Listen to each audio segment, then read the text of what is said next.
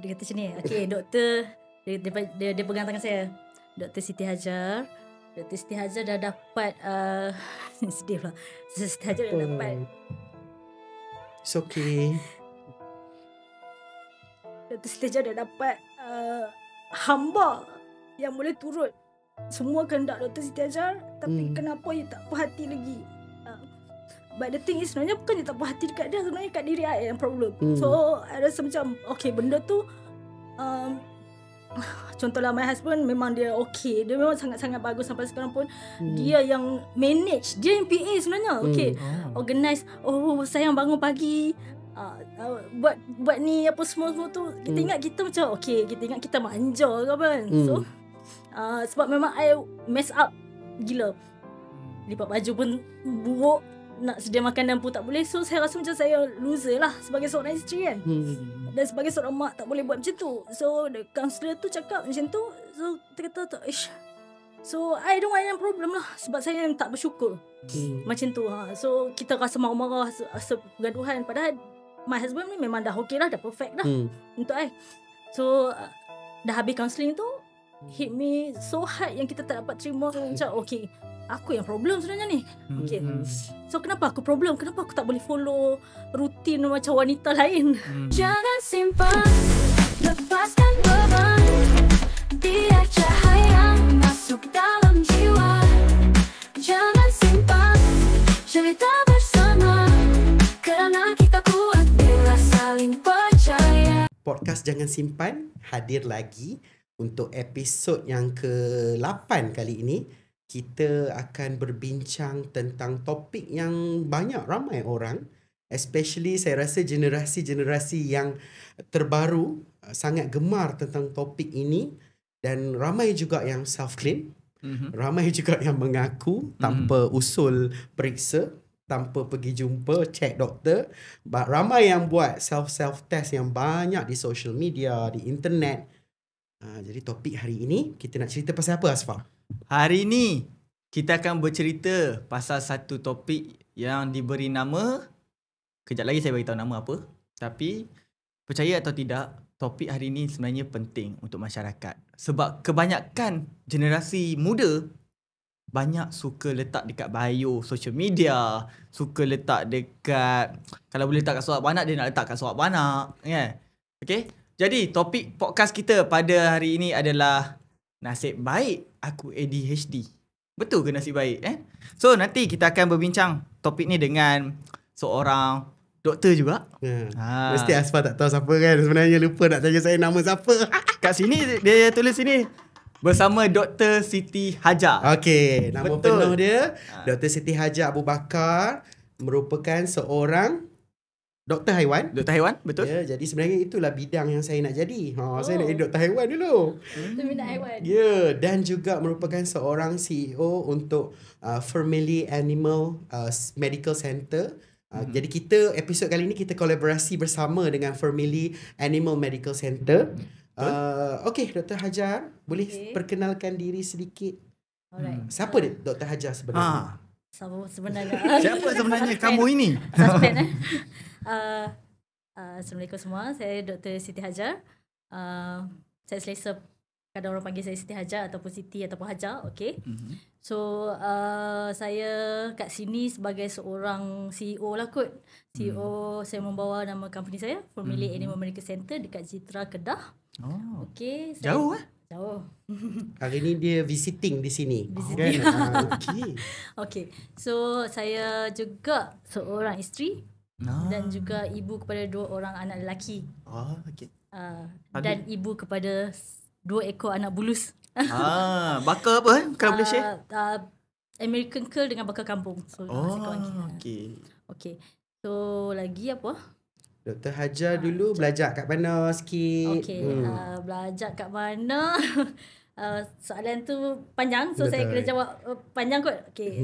Sekolah rendah, saya ada 2 sekolah rendah dekat hutan kampung, iaitu Kedah lah. Okay. Kat Alostak. Lepas tu sekolah menengah, saya lower form dekat Sultan Bahiyah, Alostak. Okay. Upper form saya MRSM Berseri. Okay, lepas tu lepas MRSM Berseri saya masuk diploma, masuk matric set. 1 tahun, time tu 1 tahun matrik. Lepas tu Matrik saya Changlun? bukan matrik dekat Gopeng. Oh. Lepas tu saya drop sendiri sebab tak tahan. Okay. sebab okay, saya memang cita-cita nak jadi vet daripada kecil. So saya tahu saya tak boleh push kalau saya pergi kat matrik. Sebab saya time tu otak tengah gila-gila. Okay, sekali kita cerita. Waktu tu 1 year ke 2 years? Waktu tu saya dapat yang 1 year. Dia 1 dia year. ada offer 2 years dengan 1 year. Okay. Tapi saya punya result kelayakan tu dapat yang 1 year. So saya tak boleh catch up. Time tu nak sambung vet kena fall flat. Betul. Time tu dah lah. Okay, lepas tu saya kata, kalau aku dapat, tak boleh ni dengan main-main macam ni. So saya withdraw, saya go jalan yang panjang sikit, diploma lah. So diploma saya dekat UPM, kampus Bintulu, Sarawak. Okay, 3 tahun kat sana. So selepas 3 tahun, saya masuk dekat Universiti Malaysia Kelantan. Okay, jurusan ni lah, degree in veterinary medicine lah. Alhamdulillah saya kat sini. Alhamdulillah. Jauh perjalanan. Daripada Kedah dia pergi Sarawak kejap. Daripada Sarawak dia balik ke apa? UPM. Bintulu. Lepas tu balik ke Kelantan. Pergi Kelantan. Lepas tu balik ke Citra. Ya. Inilah nama dia, segitiga bermuda. Tapi Azfan nampak tak? Nampak Daripada awal penceritaan dia tentang akademik tu, sebenarnya saya dah kalau dah bagi doktor lah kan. Itu dah bukan red flag sebenarnya. Itu dah tanda dah tanda dah Tik simptom tik. Betul. Lepas actually saya nak cerita, saya kena cerita sedikit lah. Dr. Hajar merupakan klien pertama saya yang mempunyai ADHD. First klien saya. Saya cerita Dr. Hajar, Dr. Hajar lupa kot. Okey, minta maaf. Dr. Hajar klien pertama saya. Sebelum tu banyak yang saya jumpa dia macam dah pergi tempat lain, dah ni. Dr. Hajar macam pure yang saya nampak, yang fresh. Yang memang waktu tu yang saya nampak dengan jelas. Jadi waktu yang kita berkonsult kan Dr. Hajar kan, apa yang membuatkan Dr. Hajar datang untuk konsult waktu kali pertama? Okay. So saya ni memang jenis ada, tak tahulah, saya rasa saya ni memang boleh pick up any situation. Jenis kita rasa macam kita sensitif, bukanlah kita tak, macam mana boleh pick up lah the situation. So saya rasa macam ada something wrong dengan saya bila kita berumah tangga kan. So confirm ada juga pergaduhan sikit-sikit. Tapi saya rasa this is not normal dah pergaduhan tu. Okay. So bila dah bergaduh, itu yang trigger. Sebenarnya sebelum ni ada je problem. Tapi itu yang trigger buat saya nak datang pergi jumpa Dr. Atrash. Bila rumah tangga saya ada sedikit problem. Lepas tu saya pergi check dekat counselling. Saya pun kena counselling time tu before tu dekat LPPKN dekat sana lah, Lostang. So untuk family punya. So time tu hit me right on the spot yang I the one that ada problem lah, bukan husband lah. Time tu kita macam kenapa lelaki aku kasih tepati dengan lelaki aku tepati macam tu kan lelaki aku. Tapi macam mana ayat counselor tu yang you rasa waktu tu problem tu you yang dia kata tu? Yang hit ada tak yang right on the hits you face tu, apa ayat dia? Dia kata macam ni. Okay, doktor dia pegang tangan saya. Dr. Siti Hajar dah dapat sedih lah. Siti Hajar dah dapat. It's okay. Dr. Siti Hajar dah dapat hamba yang boleh turut semua kehendak Dr. Siti Hajar. Tapi kenapa you tak puas hati lagi? But the thing is, sebenarnya bukan dia tak puas hati dekat dia, sebenarnya kat diri I yang problem. So I rasa macam okay, benda tu contohlah my husband memang dia okay, dia memang sangat-sangat bagus sampai sekarang pun.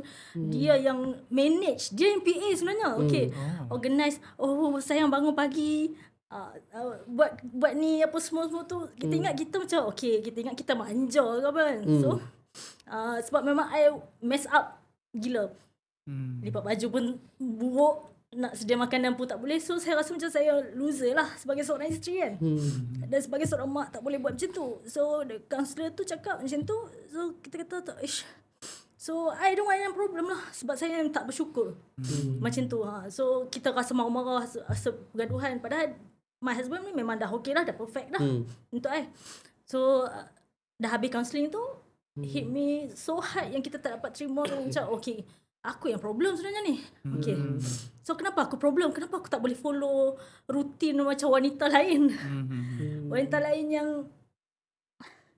bekerja tapi boleh handle rumah, boleh handle anak-anak.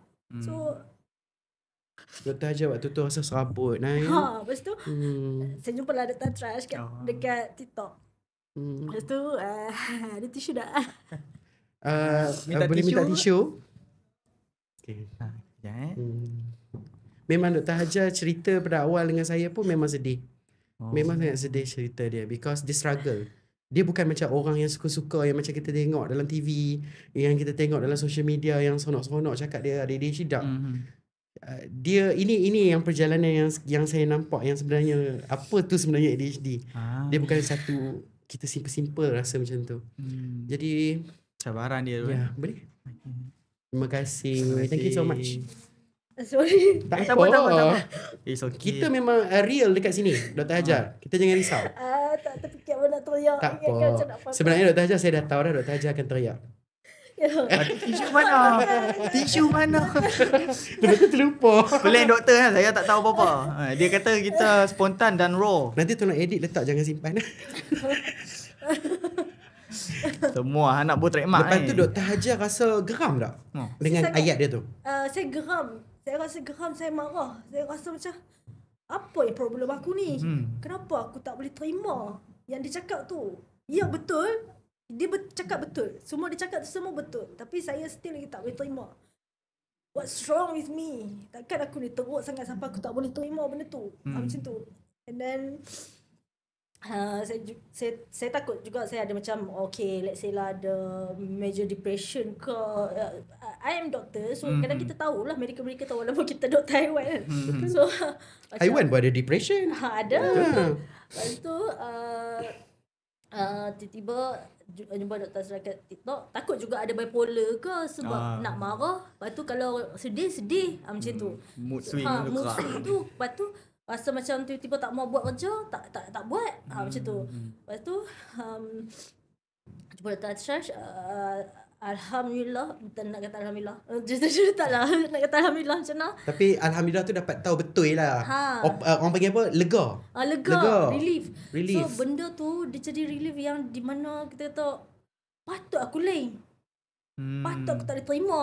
Patut aku macam ni, patut aku macam tu. Dan benda tu like kita dah tahu diri kita ni macam mana. Kenapa okay, of course disclaimer lah doktor kena habaq. ADHD ni bukan alasan untuk setiap benda buruk kita buat, setiap benda malas kita buat. Tapi dia boleh jadi punca.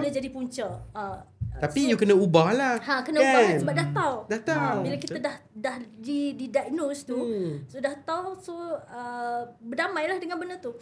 And bila dah di-diagnose, so saya sekarang adalah fasa, saya rasa setahun tadi duduk kalkulate dengan kawan, setahun dekat 2 tahun dah dengan doktor lepas diagnose tu. So dah dekat 2 tahun ni saya try berdamai dengan diri saya sendiri yang macam ni. Lepas tu saya try to cope with all the hyperactivity, all the lowest activity. Lepas tu kita try untuk cope punya emotion. Alhamdulillah lah saya sekarang nak okey lah sikit, tapi still ada. Still ada masalah malas tu, still ada. Still ada lah. Tapi tak jadikan dia sebagai alasan untuk mengelak tanggungjawab dan sebagainya tu. Kan? Baik. Ini kira dah dewasa lah kan. Dah masuk alam pekerjaan. Kalau macam waktu kat sekolah dulu ke dekat universiti dulu, ada ke benda-benda ni? Kita aja cuba cerita pada awal Dr. Hajar. Yang ni sejak lagi bila ke rasa macam something wrong? Ni hanya duduk bersila. Waktu zaman sekolah, waktu kita kata waktu zaman sekolah lah. Saya cerita sekolah rendah no? Boleh. Okay. Saya orang budak nakal lah. Sama lagi dah. Tapi doktor, nakal saya level lain doktor. Level okay. Saya seorang budak perempuan yang kena berdiri atas meja, atas kerusi. Awalnya semua budak lelaki kita tahu lah malas kan buat macam homework kan. Macam Dr. Trust tu tahu dah. Ni budak perempuan kot.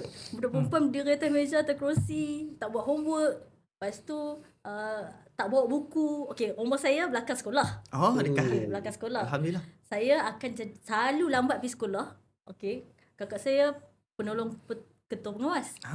Dia selalu tulis nama saya. Selalu lambat pergi sekolah. Lepas tu tak boleh pakai kabel. Tak boleh pakai, kakak saya strict. Lepas tu saya tak bawa buku, saya akan sorry cerita saya lompat-lompat. This is me. Okay. So kakak saya tadi apa? Okay. Saya ambil buku. keloi mak saya macam, Mama, adik tak bawa buku mat. Adik lupa bawa buku ni. Adik bawa ni. Lupa. See? Lupa. ADHD, pelupa. So, lupa bawa buku tu, bawa ni. Mak saya lah yang akan bagi buku tu. Di belakang sekolah tu. Okay. Lepas tu, buku saya, saya bawa buku latihan, saya akan campur-campur dalam tu. Semua subjek. Semua subjek. Satu buku. Satu buku. Masya Allah. Efficient. Betul. Efficient. Boleh tulis tu. Kitab Al-Hajar.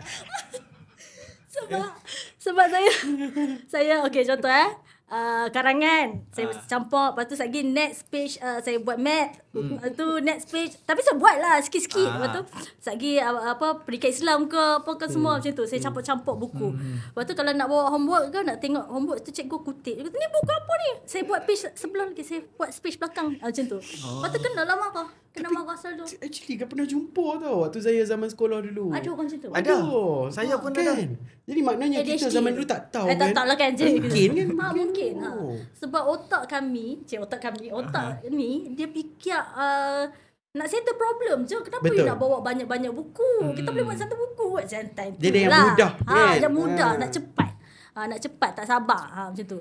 So, yang tu satulah. Lepas tu itu time sekolah rendah. My sekolah menengah perform betul okey je lah. Okey lah, terpaksa follow rules. Okey, sebab saya memang target nak jadi vet. Saya memang animal lover sangat-sangat daripada kecil. So saya ingat waktu tadika tu saya dah start cakap dengan animal apa semua, saya akan tolong awak saya akan tolong awak Tapi mama saya pun macam heran, pasal apa dia ni sangat-sangat minat animal, padahal dalam kita orang punya family tak ada pun yang macam contohlah bela lembu ke apa, tak ada pun. So tapi saya memang suka macam tu.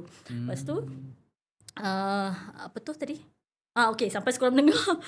Sampai sekolah menengah okey je follow sampai saya target nak jadi vet. Saya perform on saya punya UPSR.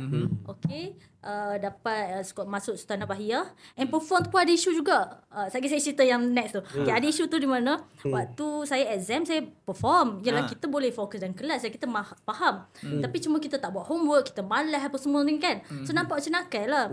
And then saya ingat itu ni nanti ikutlah nak cut ke tak. Tapi macam saya first time kena tibai dengan mama saya. Sebab mama saya malu, dia cikgu guru kelas saya panggil mama saya, kata ni budak ni meniru ni dalam exam, dia kata macam tu. Sebab dia boleh score. Tapi dia dalam kelas dia malas, dia budak boleh nakal. Macam tu lah cerita dia. So saya ingat sampai sekarang lah, waktu mama saya balik tu, saya suka main hoki dulu. Mama saya balik rotan saya, mama kata tak payah main hoki seminggu. Macam tu. Lepas saya cakap Allah sedih. Padahal aku tak tiru pun. Memang Tapi nak cerita apa-apa orang tak percaya lah kan. percaya lah, sebab ada bukti yang kita ni, kat sekelas malas. budak ni dalam malas. Pakai pula tu apa semua kan. Lepas tu okay, UPSR dapat result okay lah, 4A 1B. So dapat masuk Sultan Bahiyah. And then PMR pun okay sampai dapat masuk MRSM. Sebab saya memang target nak jadi vet. So saya akan masukkan diri saya ke dalam MRSM. Saya yang apply sendiri apa semua macam itulah cerita dia. So masuk MRSM saya target untuk dapat nak buat vet, kena masuk universiti dan sebagainya lah. So waktu MRSM okey je, terpaksa follow ada jugalah contoh macam perangai jahat tu, nakai tu, di mana contoh ada kelas subjek agama kan. Ada malu pula macam buka aib kan. Kalau boleh. Kalau boleh. So kelas agama saya akan ponteng ke, saya pergi kelas lain untuk subjek yang saya suka. Macam tu. Tak boleh fokus. Waktu tu rasa tak minat. Tak minat dan tak fokus, kita keluar buat perangai sendiri keluar pergi mana-mana. Macam tu. Subjek mana yang minat? Sains. Sains, bio. Yang tak minat? Lepas tu yang tak minat tu adalah itulah. tadi tu. Okay. Lepas tu masuk universiti. So bila universiti ni dia jauh dengan family. So kita time tu tengah remaja. So bila tengah remaja ni dia punya rebel tu lain macam lah. Saya memang time tu rebellious lah. Bergelora lah. Rebellious. Apa yang kenal saya waktu diploma tu, this is not me right now lah. Okay. So waktu tu macam-macam lah saya. Time tu zaman geng geek saya join, saya suka muzik metalcore apa semua macam tu. Saya join macam grunge apa semua tu lah. So melalui itu, dan saya memang seorang yang peminat lah dengar lagu. Kita buat kerja nak kena ada lagu. Nak kena ada lagu, streaming lagu baru boleh buat kerja. Baik. Lepas tu bila sampai universiti tu apa lagi saya join group Dr. Hajar dye rambut. Apa ni membuka aib ni? Apa cerita je, tak okay. ada masalah. Saya colour rambut macam-macam. Hijau, pink, segala-gala. Ikut mood ke Ada ikut gambar, muzik? nanti kita tengok gambar. Jangan Datuk, jangan. Itu jangan. Tak itu boleh, dulu. haram dah kan. Haram dah, okay. So itu dulu. So saya colour rambut lah macam-macam lah. Apalah semua. Itulah zaman buah tu. Tapi saya bersyukur saya zaman buah adalah zaman dulu tak ada social media. Alhamdulillah.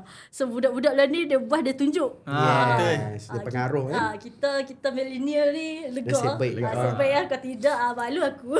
Duduk kat social media semua. Dia kita social media kita lambat. 2006 baru ada, 2004, 2006 baru ada kan. Betul. Apa ni ada guna MySpace? Facebook. Facebook. Facebook. Friendster kot. Friendster. Facebook 2004. Sebelum tu dah ada lah Friendster MySpace semua tu. semua kan. MySpace. Tapi Dr. Hajar ada satu benda kan Dr. Hajar tak buat, yang Dr. Hajar cerita. Dr. Hajar buat benda-benda lain tapi Dr. Hajar tak buat which is social. Betul. Yeah. Okay. So saya ada satu limitation lah dalam hidup. Saya rasa rule kot. Saya set boundaries untuk diri saya. Sebab saya rasa saya buas tapi saya nak moral tu. Faham tak? Okay. Contoh, aku nak fun, contohlah nak dengar muzik, nak pergi gig, nak pergi ramai. Saya banyak member lelaki. So member lelaki banyak tapi socially yang jahat tu saya tak ada. Saya memang cut off. Saya kata saya bukan orang jenis yang macam tu. Saya tak buat dari segi tu. So benda-benda tu saya tak buat. Tapi yang lain tu ada lah rebel-rebel macam saya cakap tadi tu. Kalau rambut ikut dan nak fly, nak apa tu lagi modern tengok. Dia kata aku tak sangka dia macam ni dulu. Tapi actually inspiration lah. Kita dengar cerita dulu dan macam mana you boleh berubah tu kan. Betul. Mungkin sebab niat saya nak jadi seorang doktor haiwan. So doktor haiwan kena baik lah kan. So kena image doktor tu takkanlah nak macam tu kan. Tapi dulu saya terfikir juga kalau contoh dah saya tak dapat jadi vet, saya mungkin jadi orang-orang yang pangkes duduk di tepi jalan. Sebab saya rasa saya ada jiwa punk tu macam tu. Sampai sekarang ada lagi? Ada. Kita buka lagu Sekumpulan Orang Gila nanti. Sedap lagu dia. Ya, sedap kan? Sedap. Okay. So bila kat universiti tu kat universiti dia jadi situ. Tapi memang saya notice daripada dulu saya adalah manusia yang kalau ada kelas pagi memang saya susah nak masuk. Saya susah nak bangun. Saya memang tidur lewat, insomnia. Saya akan lambat. Pergi kelas mana-mana lambat. Dia lambat lah. Memang contoh dia memang tak on time langsung. Cuba kan. Cuba nak awal pun tak boleh kan. Tak boleh. Daripada dulu. So okay. saya rasa Dr. Hajar bangun pagi kan. Selalunya Dr. Hajar bangun pagi. Yang problem dia timing mana yang selalu akan lambat? Mandi ke? Bersiap ke? Honest cakap sampai sekarang saya bangkit pagi nak mandi pun saya ambil masa. Nak go pergi bilik ayak tu pun saya macam satu tugas lah aku nak kena bangun ni. Aku nak kena bangun pergi bilik ayak. Kadang-kadang rasa boleh je nak skip mandi tu. Fikir macam boleh je aku nak skip mandi tu. Macam tu. Benda tu ada satu benda yang berat. Tapi kita kena buat. Macam tu. So benda tu dah drag dah. Kena duduk. Hari ni aku kena buat apa? Buat apa? Ambil masa. Okay, tapi saya diselamatkan oleh kopi lah. Saya kena ada kopi juga. So kalau pagi tu kalau saya dah minum kopi boleh buat kerja. Macam tu. So dia taklah di drag sangat. Cumanya pagi saya tu tak boleh nak berapa pagi sangat. Kadang pukul 11. Tapi alhamdulillah lah ada partner yang husband saya yang organize yang tolong saya pagi tu. Okay, faham. Dr. Hajar, Dr. Hajar dah pergi universiti. Lepas tu ada lagi kan cerita kan. Okay, cuba Dr. Hajar cerita macam mana boleh berubah daripada socially bukan socially apa tadi? Yang buas sikit tu, buasness kepada jadi dah berubah. Macam mana? Ayuness. Masih katanya memang tak ayu. Dia spiritual woman. Dia memang high spirit. Dia memang high spirit, semangat. Saya suka tengok dia. Dia different. Tapi dia punya own style lah. Macam mana Dr. Hajar boleh menjadi orang yang tak buat lah, senang kata. Tak buat saya nak tamatkan saya punya bujang tu lah.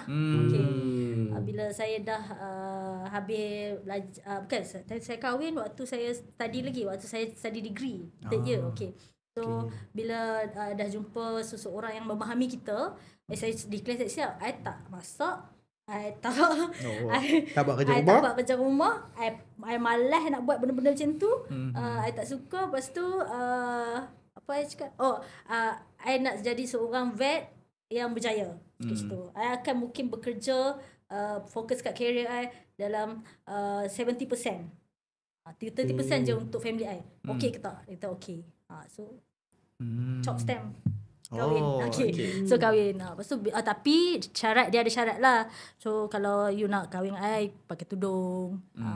Ada give and take lah. You semayang apa semua macam tu. So dia akan bawa kita ni ke jalan yang betul lah. So so saya pun macam sebab saya memang memerlukan orang untuk jaga saya. Sebab kita tak erti jaga diri sendiri. Itu kawan saya yang tu Hidayah Omar tu, perempuan tu, dia zaman universiti dia bukti Dia hidup. saksi lah, saksi. Bukti hidup saya. Zaman universiti saya akan macam DO tolong basuh baju, DO tolong lipat baju, kan panggil dia DO. Tolong lipat baju, dia lah lipat baju saya, dia lah yang akan ni kau tidak, saya memang Messi. Memang seorang jenis Messi lah. Kena ada orang waktu dia kata dia tolong buat makanan. Sampai sekarang lah saya pun macam tu dengan husband yang akan buat saya macam tu. Dia macam orang cacat no. Cacat lah kan. Nak cacat tu tak juga. Kan. Disabilities. Dia mungkin dia hanya orang yang memahami dia. Bagi saya itulah, bagi saya memang kita kena memahami. Jadi sebab itulah saya memang waktu awal saya nak buat topik ni, saya nampak Dr. Hajar je. Saya tak nampak orang lain dah, sebab saya dah lepas Dr. Hajar saya jumpa ramai dan saya tak jumpa yang macam Dr. Hajar punya difficulties tu. Sebab kita nampak dia develop progresif, dia nampak sangat kontra. Sangat kontra. And then dia punya resolution tu nampak. Dan actually kalau tanya, sebiji dalam buku simptom-simptom Dr. Hajar. Kalau bukan DSM-5 tu kata case study tu boleh Semua tukar lah. Case study dia Dr. Hajar. Nama Dr. Hajar Studies. Bukan lagi Lucy Subjek. and Dr. Sedaja. Memang betul. Dia sebiji semua tu ada. Okay. So jadi memang struggle daripada family. Lepas tu dia dah sign, dah cak nikah. Dia dah bawa ke Dr. Hajar. Syarat tu Dr. Hajar terima. Nikah lah dengan dia. And husband saya ni macam seorang orang yang organize juga. So bersyukurlah. Dia akan plan. So dia CFO saya sekarang, company. So dia CFO sebab saya Siapa mengurat? Siapa lu? Saya. Mulai agak. Saya mengurat. declare. Hebat. Sebenarnya nak scam dia je, tapi sekali lah. Lama. Itulah. Sebenarnya saja-saja. Jodoh no. Jodoh. Okay. Doktor jangan duk piskan orang pula. Kan boleh kira. Tengok hak tu minat, tengok hak ni minat. Saya baik. InsyaAllah. Betul? Nasib baik ada Amin. Waktu kiranya dia yang buat lah semua. Dia handle saya. Dia CFO sebab saya sangat-sangat bad in numbers. Contoh tadi saya nervous pun, saya kira kakak saya ada berapa pun. Kakak ada 3. Macam tu. Faham? So saya tak apa sangat dengan numbers ni lah. Bila dia orang numbers. Waktu kita orang pergi counselling tu, kita orang kenal diri sendiri juga. Macam saya memang, saya ada personality eagle. Dia personality owl kot. Owl, so owl ni orang numbers. So and dia sangat detail untuk organize. Saya pula orang yang messy, tak organize. Ikut dan. So dia ni yang tolong atok. Dia atok, you punya ni kena buat macam ni. Baju ni dia yang terakhir untuk saya. Compliment each other. Betul. So dia waktu nak datang pagi ni, dia kata dah hire siap dah baju. Dia ambil apa semua dia ironkan. Kalau dia tahu saya buat lambat ataupun buruk, macam itulah. So dia tolong buatkan. Macam mana itulah permulaan pada perubahan itu waktu kahwin lah, mendirikan rumah tangga kan. Ada tak perbezaan atau perubahan mungkin dari segi emosi sebelum kahwin, macam mana waktu buasness tu masih mencanak, macam mana dengan lepas kahwin, dari segi emosi, perasaan, pemikiran, ada perubahan tak? Maksudnya kalau contoh emosi perubahan tu, saya rasa less macam mana rasa Serabut. less serabut tu betul. Betul. Betul. Tapi yang tu saya tak rasa macam mana nak cakap? Saya tak ada rasa keseronokan yang betul-betul. Bukan seronok. Dia macam dulu kita boleh buat cara kita. Kita boleh jadi diri kita. Bila dah kahwin, aku ada guideline. Tapi ada konflik juga Ada dekat konflik situ dalam diri kita. Dalam diri kita. Itu emosi itulah yang tak lepas tu. Dia macam tapi dia faham. Dia faham kita ni sebelum didiagnose lah, dia faham kita ni jenis rebel, jenis kadang-kadang tegak lah kata keras kepala apa semua kan. Macam tu, kalau you rasa nak buat, you buat terus, tak apa, tanya dia kadang-kadang macam tu. So dia kita rasa macam saya lah rasa diri sendiri ni tak jadi diri sendiri macam tu. Tapi kita kena terima kenyataan yang kita ni isteri dan seorang mak. Kat sanak pun sedih pula. So konflik emosi tu saya rasa yang tu. Dulu saya dapat all the dopamine. Sekarang saya limited saya punya dopamine tu. Kita tak dapat pleasure tu macam dulu. Dulu aku nak colour rambut ikut dan tindik survive ikut dan kat sini lah macam tu kan. So sekarang susah sebab kita dah orang status berstatus. Hidup yang baru. And dia pun jenis suka macam saya kata dia organize. So saya pula tak suka yang organize. Itu konflik dia. Betul. Dia memudahkan saya dan juga menyusahkan saya. That Betul. is ADHD. Betul. Menyenangkan tapi menyusahkan. Macam tu. Itulah ADHD dia. So benda tu husband saya ni menyusahkan dari segi contoh. Saya nak pergi travel. Kita suka macam impromptu. Tak mau fikir jom pergi terus. Macam tu. Dia tak boleh. Dia kena plan ahead, kena tengok finance dulu, tengok macam ni, tengok tarikh, tengok hari, tengok cek cuti. Benda tu kita rasa macam spoil lah. Macam rasa macam tak fun untuk orang yang ada macam ni. Dia tak thrill. Tak thrill, betul. Orang macam saya suka thrill, suka spark tu. Spontaneous lah. Spontaneous habis. Memang spontaneous habis lah. So yang itulah saya punya perubahan tu. Difficulties. Tapi nampak lah, betul lah. Dia sebab apa, kita orang yang impulsif. Impulsif, betul. Impulsif. Jalan je. Nak pergi mana pergi je kan. Betul. Tapi itulah bila ada tersekatan tu dia memang terganggu. Kalau dari segi anak tu macam mana? Lepas ada anak tu, emosi tu macam mana? Lepas ada anak lagi lah saya struggle diri saya sendiri lah. Yang tu saya rasa the lowest point saya yang di mana saya rasa saya fail. Sebab saya rasa saya ni tak tahu lah delusional ke apa. Saya rasa saya boleh buat semua. Semua benda saya boleh buat. Contoh lah kan. Contoh saya rasa of course saya dulu daripada kecil jadi vet, saya dapat jadi vet. Contoh saya tengok YouTube, senang je buat kerusi ni. Aku boleh buat. Jadi dan Tuhan give saya punya tangan untuk kreativiti juga. Saya boleh painting. Saya minat painting.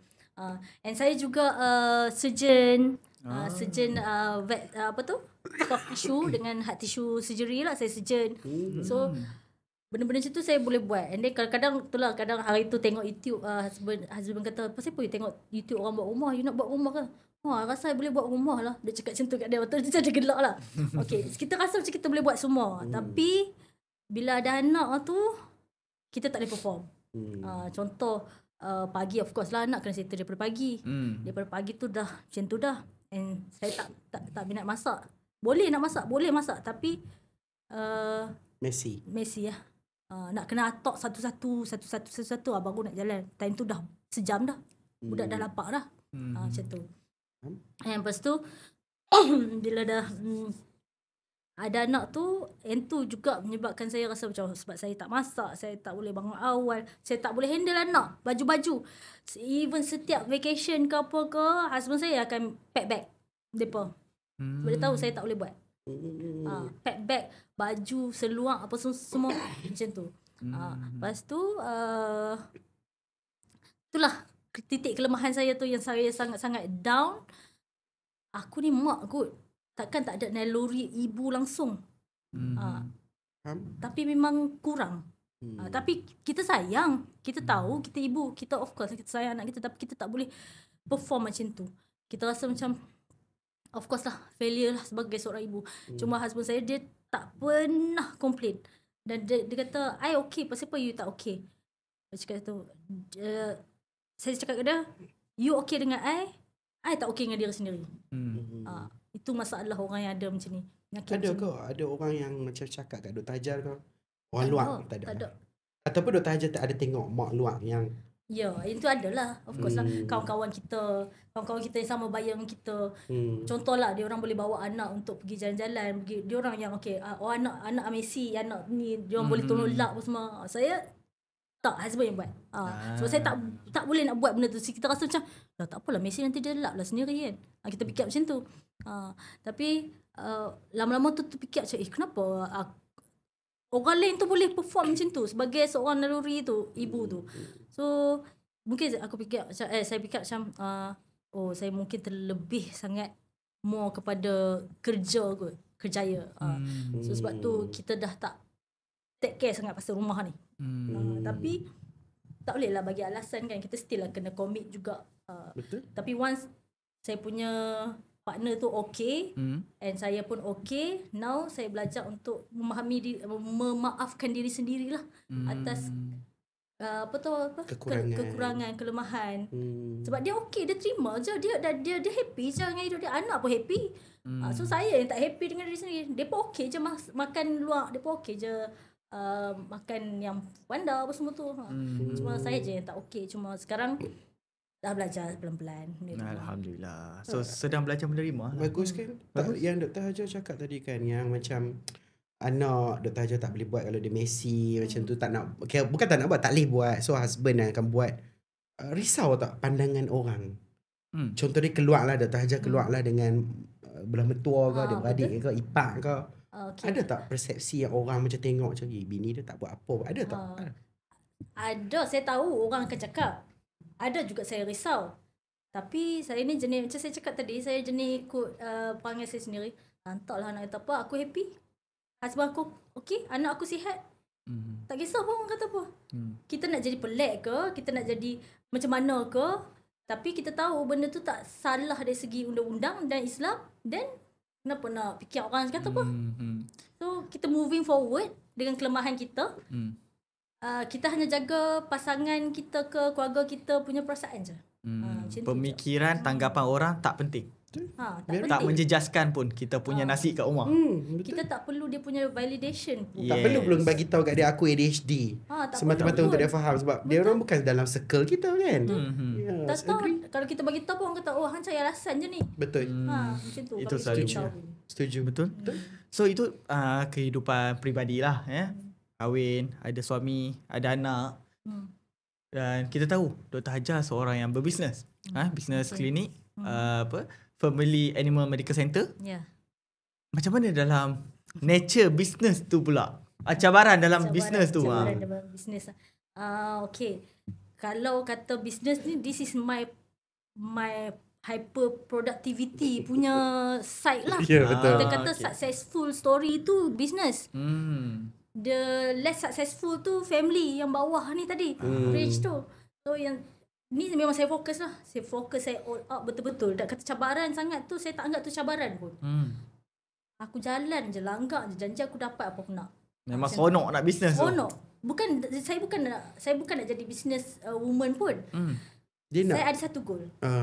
Goal saya adalah saya nak take care animal welfare dekat saya punya kawasan. Jitra, tak kira lah kalau contoh family nego Malaysia macam tu.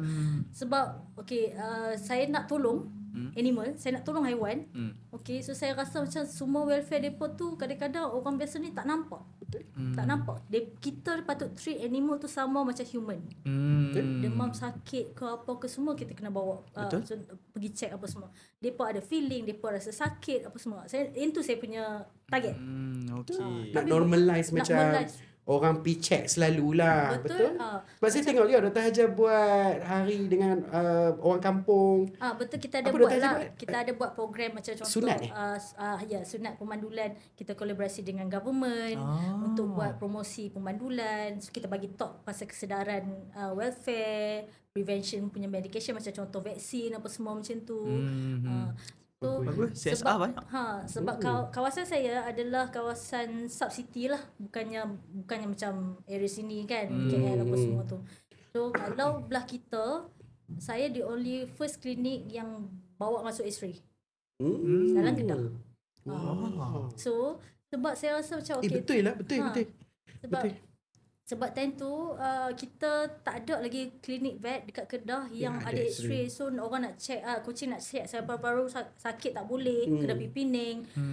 Kucing kaki patah tak boleh buat, kena pergi sana. So benda tu sangat menyusahkan saya punya target tu. Saya rasa macam aku tak perform lagi ni, aku kena buat something.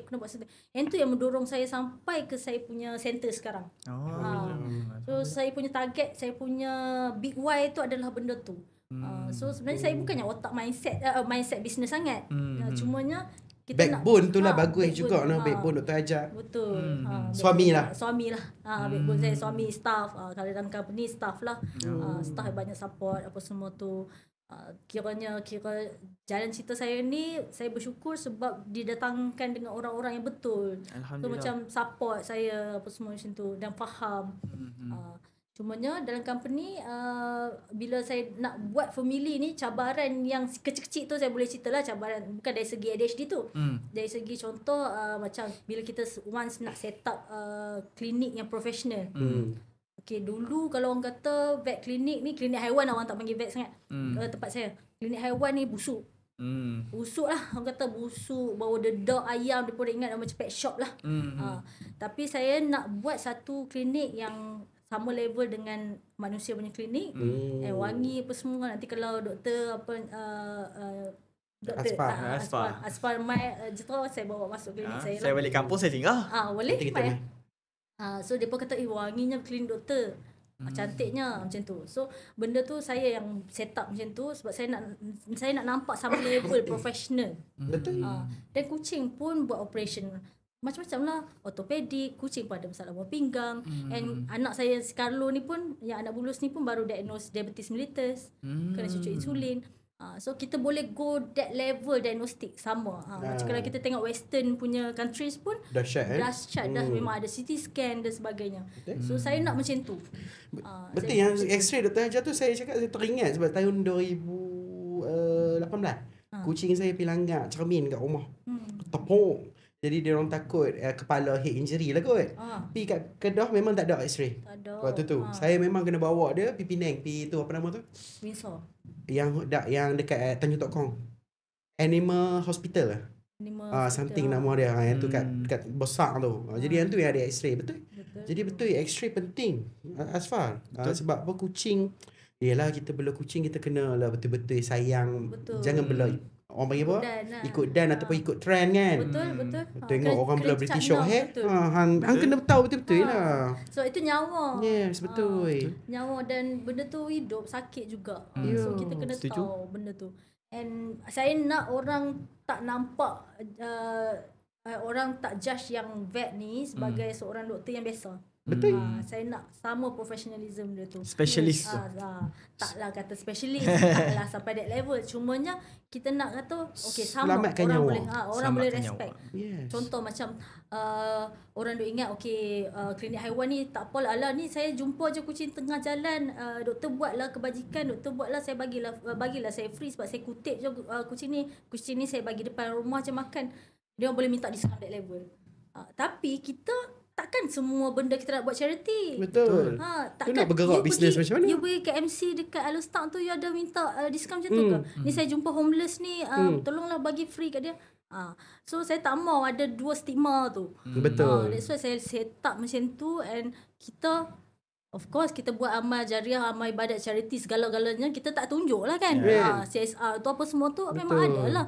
Tapi part yang betul-betul kena business lah.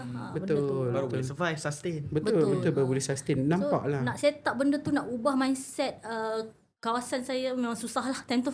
Yang tu je cabaran lah. Lepas tu dia main dengan staff, adalah cabaran staff sikit-sikit, tapi tak apa, yang tu biasa je, saya boleh handle. Internal lah. Ya, dan saya bersyukur juga dengan saya punya otak yang macam ni. Sebab saya fokus dengan saya punya business sampai boleh jadi macam ni. Saya fokus saya punya business sampai boleh jadi macam ni. Contoh dulu waktu klinik saya kecil lagi, saya boleh buat kerja sampai pukul 3-4 pagi operation. Saya time tu memang hyper sangat lah. Memang saya cakap kat assistant, saya bayar OT. Kita buat surgery sampai 3-4 pagi. Yang tu struggle nak cari duit nak buka center lah. Tapi memang kita kata saya suka juga buat benda tu. Bila kita suka, kita jadi hyper buat, memang time tu memang fokus habis lah. Enjoy. Berapa cawangan dah Dr. Hajar dah? Tak ada. Saya tak ada lah berapa cawangan. Family satu je. Tapi saya ada company lain juga dekat Langkawi. Langkawi animal animal pet jugalah. Betul. Tapi yang tu saya punya combine. Kita buat apa? Partnership. Partnership kat Langkawi. Dr. Hajar dekat family animal ni ada berapa doktor? Doktor vet? Bawah saya ada 3 orang vet. So kami sekarang 4 orang lah. Okey. Dia beroperasi berapa hari? Tak tutup. Okey. Sebab saya fikir memang kalau hari cuti tu, kalau kucing sakit macam mana? Okey. So tak tutup 10 pagi 10 malam. 10 pagi 10 malam. Okey. Ada plan tak nak buat 24 jam? Ada plan insya-Allah, tapi kena bagi strong dulu team. Saya doa lah. InsyaAllah. Sebab 24 jam sangat penting. Betul. Saya pernah struggle dekat Bandung, Indonesia dulu. Saya beli Persian lah. Saya bela Persian. Dia pergi minum air hujan. Air hujan daripada bumbung asbestos tu. Allah. Kan Indonesia semua pakai bumbung yang tu. So saya pergi kelas, balik-balik kelas lembek. Lepas tu pergi vet memang tak ada. Yang 24 jam memang struggle. Memang teruk lah. Dan keracunan. So saya nampak struggle Dr. Hajar. Dan saya nak tanya satu soalan yang ramai klien saya kena. Depa ADHD ni, depa fun. Depa sangat suka buat lawak, keloloh, hyper dekat klinik. Ada tak staff yang ambil kesempatan benda tu, yang depa tak anggap Dr. Hajar ni seorang yang serius? Ada. So dulu macam ni contoh dia. Ni cerita pasal konflik staff lah pula kan. Kena cerita pasal apa ramai orang yang ada alami benda sama. Okey, faham. So kita ni fikir sama rata tau. Zaman tu saya fikir kita sama rata nak bagi keadilan lah, keadilan kat staff ni. Tak mau dipijak apa semua-semua tu. So kita berkawan, kita rasa macam kalau kita buat jokes ke apa semua boleh gelak. Gelak sama-sama ni. Gelak sama-sama apa semua, kita jenis chill. Sebab saya memang jenis cepat blend dengan orang juga. Jenis chill, boleh melawak, boleh bertepuk tampak dengan bos apa semua, tak apa dah. Kita tak apa, kita okey. So sampai satu tahap dia cross boundaries lah. Bila terlalu anggap kita kawan, terlalu selesa dengan kita, mereka buat kerja ala-balai, kita macam tak boleh nak marah apa semua tu. Time tu memang ada konflik sampai gaduh lah, toksik lah apa sebagainya. Lepas tu kita terpaksa buang. Dan juga ada juga yang staff yang follow dia lah apa semua tu. Tak apalah, time tu saya struggle untuk nak hiring baru itu. Tapi memang ada. Sebab bagi mereka macam kita ni easy going. Tak kisah. Kita ni tak kisah sebabnya hang buat filem macam mana pun hang fun je macam tu. So macam kita dia anggap macam tak ada apa, dia chill sangat. Saya ingat satu kata-kata saya punya lecturer. Dekan lah. Sebab saya ni fail student juga, failure lah. Waktu degree dulu saya repeat 1 tahun. So saya punya dekan pernah cakap kat saya. Saya ingat sampai sekarang. Kata, sebab saya kan jenis fun ikut dan macam tu kan. Kata, Hajar, you are joker. Cakap macam tu. Kenapa? Pelawak lah, kira tak serius lah. Tak serius lah. Sebab Dr. Hajar kat kelas tak serius lah, selalu buat lawak kan macam tu. Kita taklah buat lawak, tapi kita macam fun, macam nampak lah macam hang tak serius belajar vet. Tapi sebenarnya aku memang personality macam ni. Kita belajar je, tapi nak buat macam mana dah kita jenis buahkan akal ke. Betul kita you are joker macam tu. Lepas tu itulah. So tersimpan lah sampai sekarang dalam hati saya, dan saya kata this is joker that operate a center. Betul.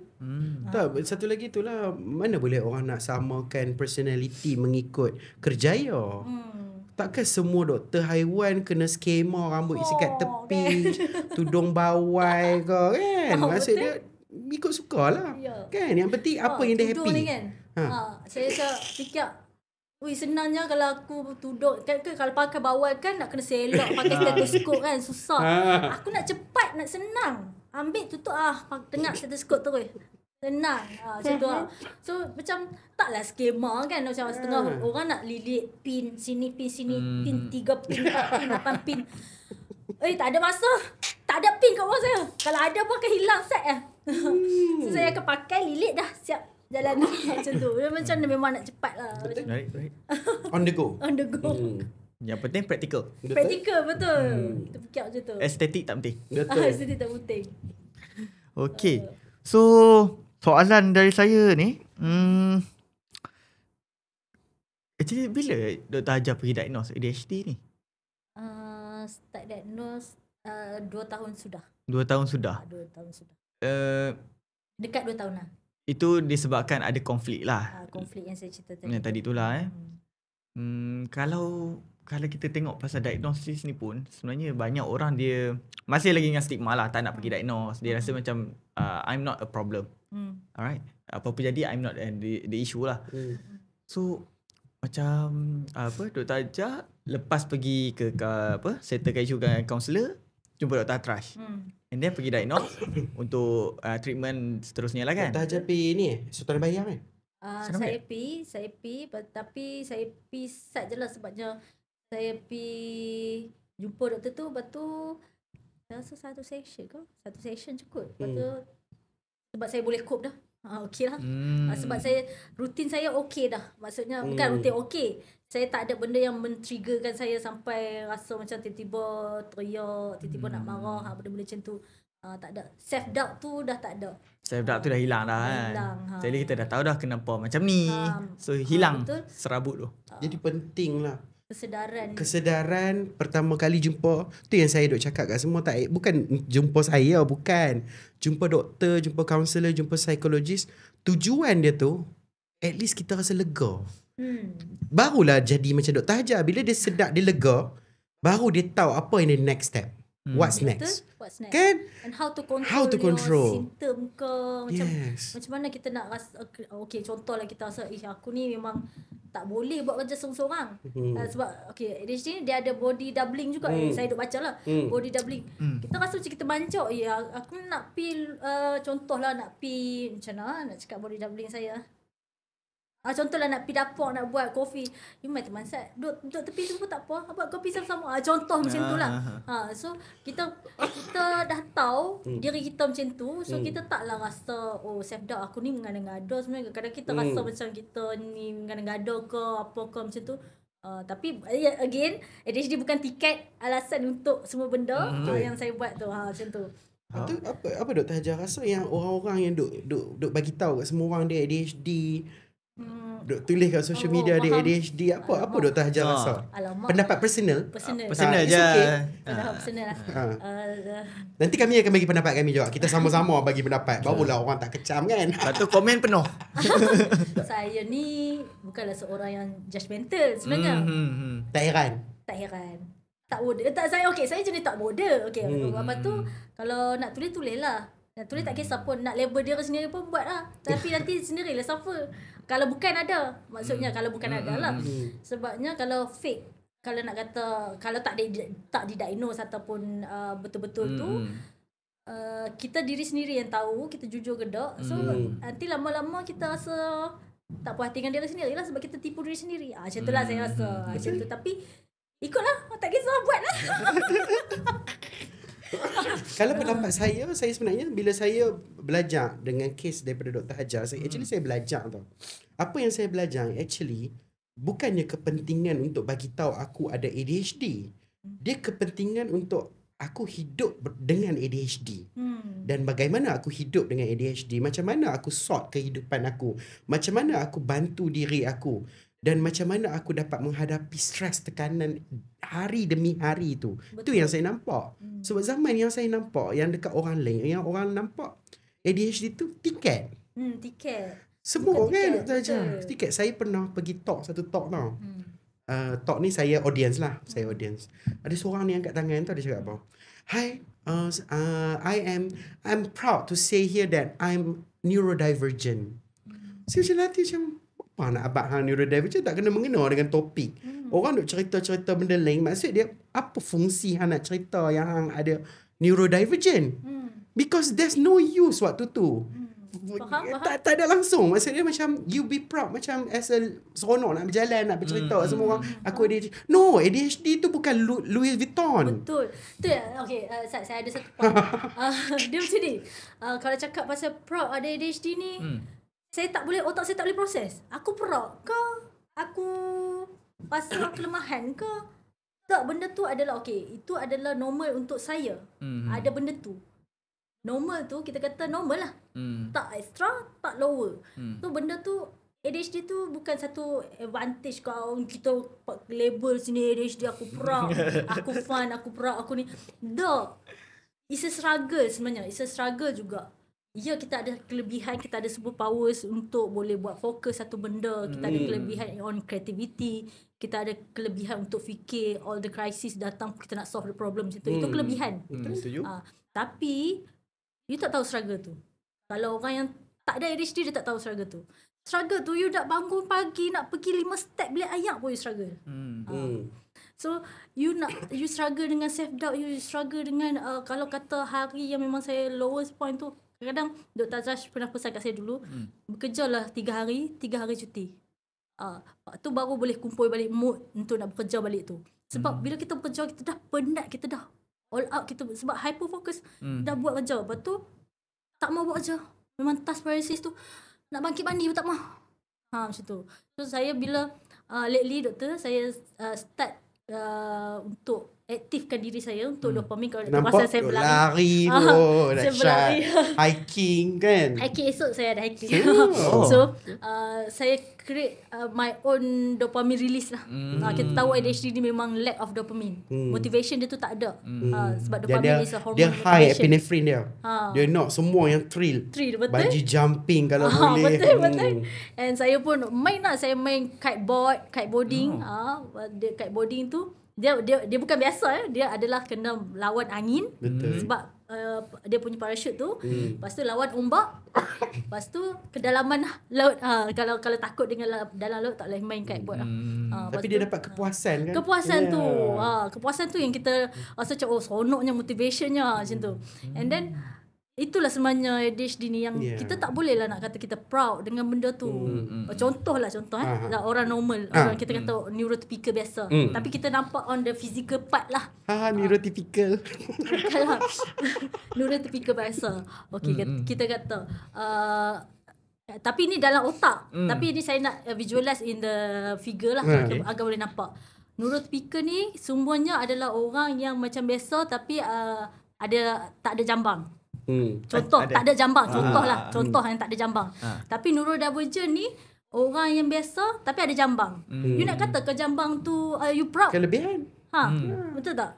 So benda tu adalah dalam otak, anatomi dalam otak yang kekurangan sikit. Tapi itu membuatkan kita different. Different is the word je lah. Different je lah. Tapi nak kata different in a good way or bad way, Depends on the person. Depends on the person. Macam mana you carry you punya label tu. Betul. Different is nothing bad. Betul. Kalau Asfar sendiri, kalau orang yang duk buat macam saya cakap tu, apa Asfar rasa? Pendapat personal. Kalau saya actually sependapat dengan Dr. Hajar juga. Tak kisah pun. Nak buat apa, hang buat lah. Kalau Asfar pergi talk macam saya tu. Kalau saya bagi talk kata tak. Kalau Asfar pergi talk macam saya, tiba-tiba ada orang macam topik tak kena-mengena. Orang tengah cerita pasal rumah tangga. Oh ya, topik tu rumah tangga. Okay. Tiba-tiba dia bangun dia angkat tangan macam tu. Hang rasa apa? Pertama sekali saya make sure muka saya adalah muka yang neutral. Tak ada subtitle. Walaupun muka saya memang banyak subtitle. Itu pertama sekali. Nombor 2, terima kasih sebab bagi tahu. Silakan ambil tempat duduk anda. Kita sambung dengan topik kita. Itu adalah benda paling rasional saya boleh fikir lah. Sebenarnya ni betul lah. Sebenarnya dia ada 2 kategori manusia yang ada ADHD. Sini saya cerita pendapat saya. Okey. Ada kategori pertama yang dia macam Dr. Hajar yang struggle, tak tahu, nak tahu sebab dia tak boleh handle lah. Aku tak tahu aku ni apa dia sebenarnya. Aku ni betul-betul orang tak guna ke? Dr. Hajar nak bangun. Okey. Itu kategori pertama. Sebab saya jumpa ramai. Orang yang kerja banyak company oil and gas, saya tak sebut lah Oil and gas apa? Memang ramai. Yang klien saya ramai oil and gas ni penuh. Okey. Nombor 2, kategori yang kedua, orang yang sebenarnya kan dalam hidup dia macam tak ada apa-apa sangat. Dia macam difficulty tu sikit. Dia tak struggle pun sebenarnya, dia tak struggle. Tapi disebabkan dia membaca banyak pasal ADHD, dia rasa okey lah, aku bolehlah pergi check. Dan check betul. Memang betul, saya tak kata dia bukan ADHD, betul. Tetapi motivasi dia tu berbeza tau. Dia akan menjadi orang yang dia nak happy dengan ADHD ni kerana dia dengar dekat berita, dekat TV semua, orang yang high achiever ni banyak ADHD. Jadi sebab tu dia nak guna title tu, dia nak letak kat baju dia ADHD. Sebab itulah motivasi berbeza ini menyebabkan individu berbeza. Dia bukan jadi masalah besar sebenarnya. Cuma yang jadi masalah dia, normalize benda ini menjadi tiket. Betul. Contoh dia, malas. Contoh dia kerja. Okey, dia kerja, dia buka laptop, bos dia bagi dia kerja. Okey, dia buka laptop, dia nak type.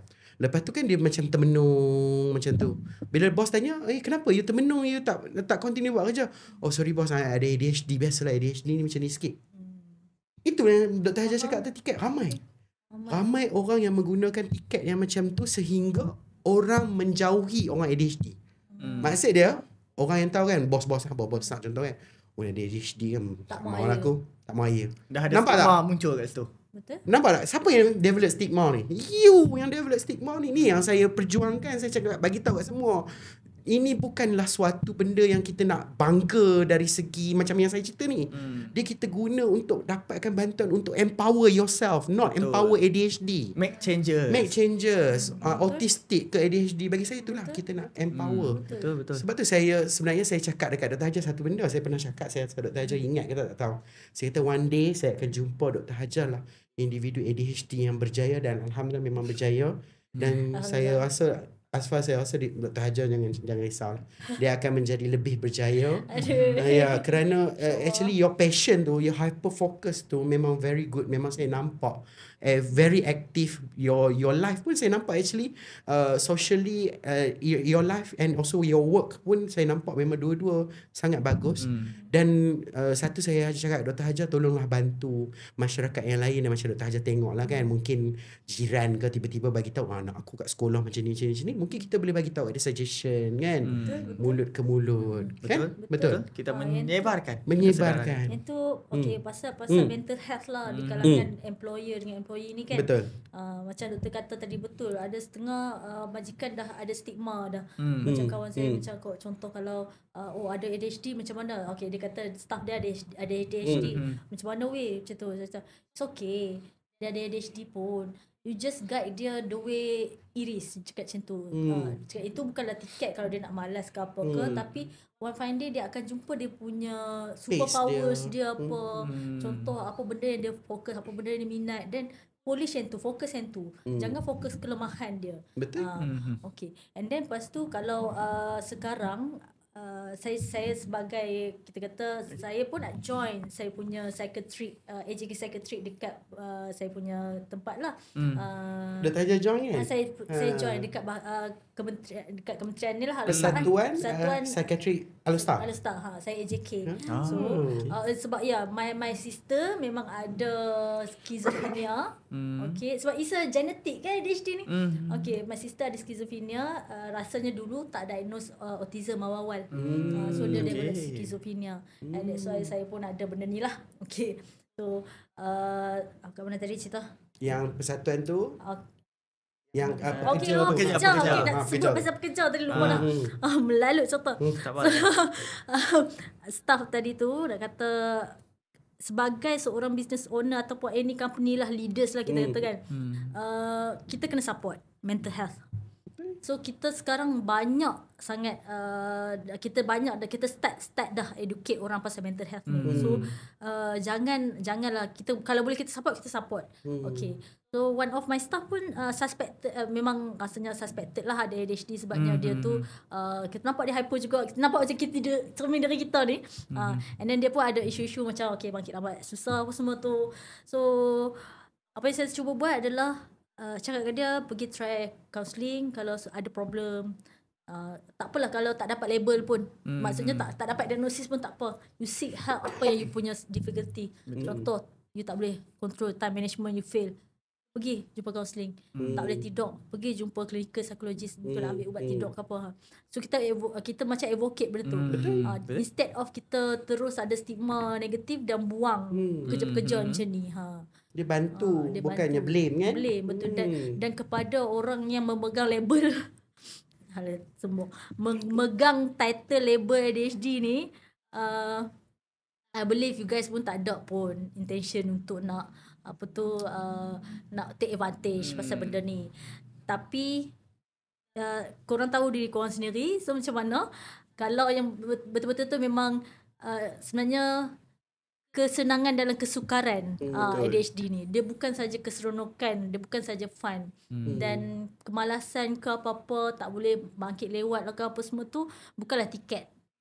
Tiket Kena bawa diri. Kena tahu macam mana nak buat, nak handle time management. Macam saya punya struggle untuk time management saya tu sampai level saya doktor banyak pula saya cakap orang ADHD memang cakap banyak Tak apa, bagi habis dulu.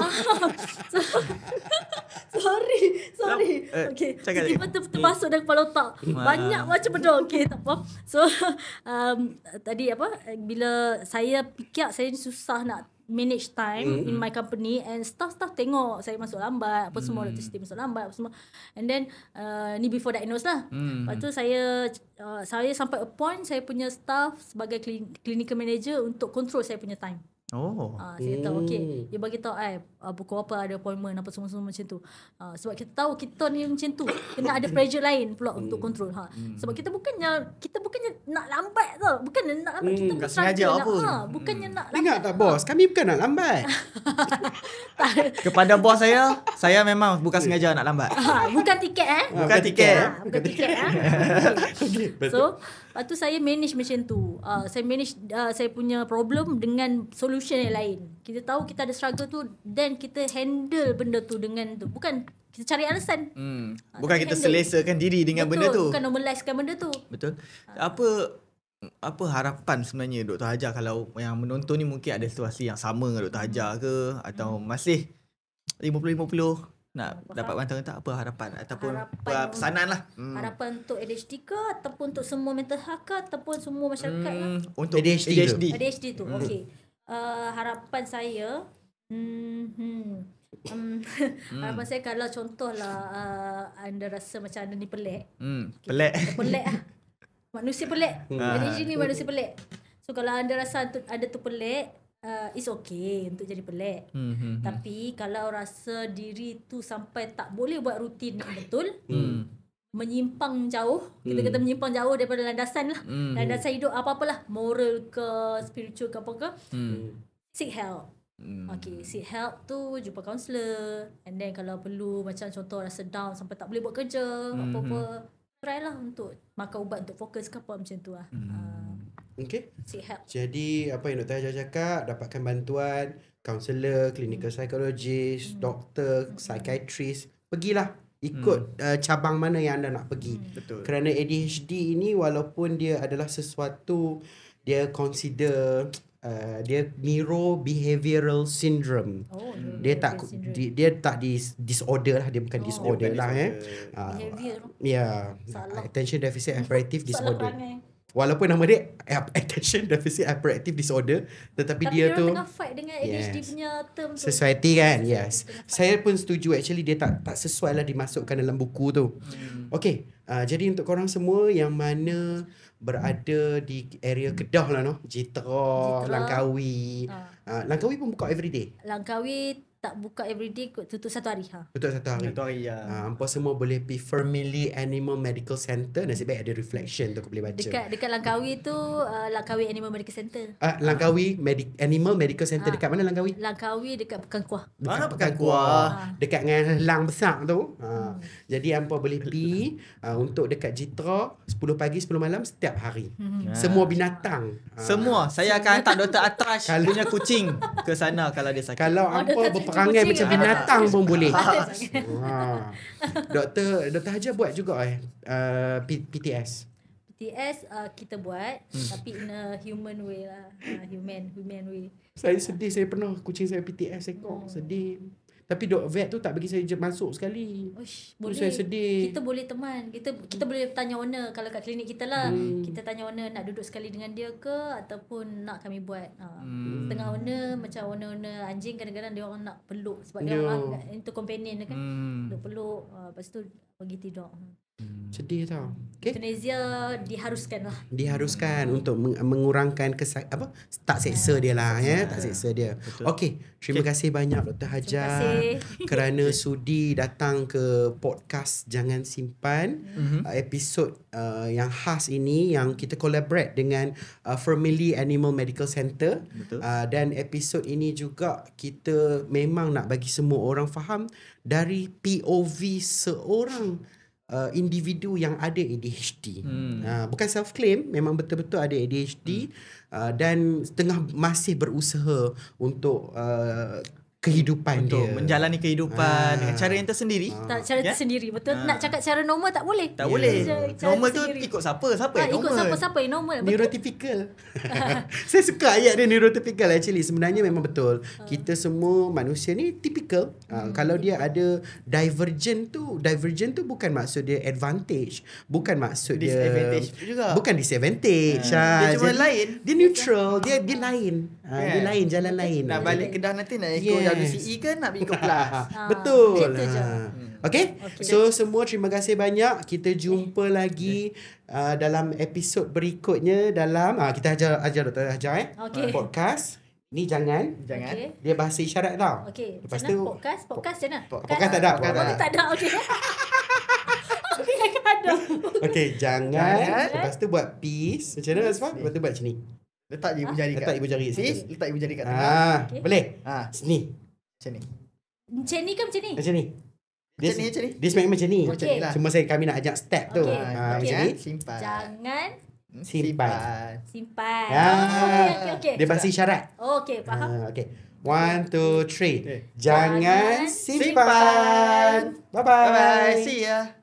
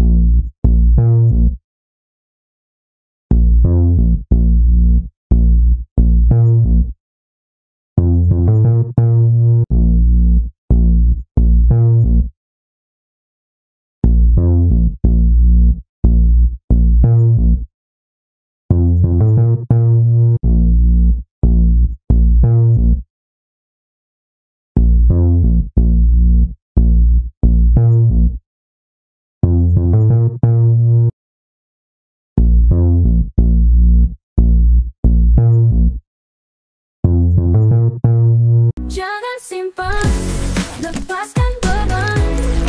Biar cahaya masuk dalam jiwa. Jangan simpan cerita bersama, kerana kita kuat bila saling percaya. Emosi bagai ombak membadai, kadang jatuh, kadang rasa kosong. Pegang tangan kita, jangan perlahan. Ada harapan, jangan rasa seorang. Tak perlu sembunyi, buka hatimu. Suara kecilmu berharga selalu. Jangan simpan, lepaskan beban. Biar cahaya masuk dalam jiwa. Jangan simpan cerita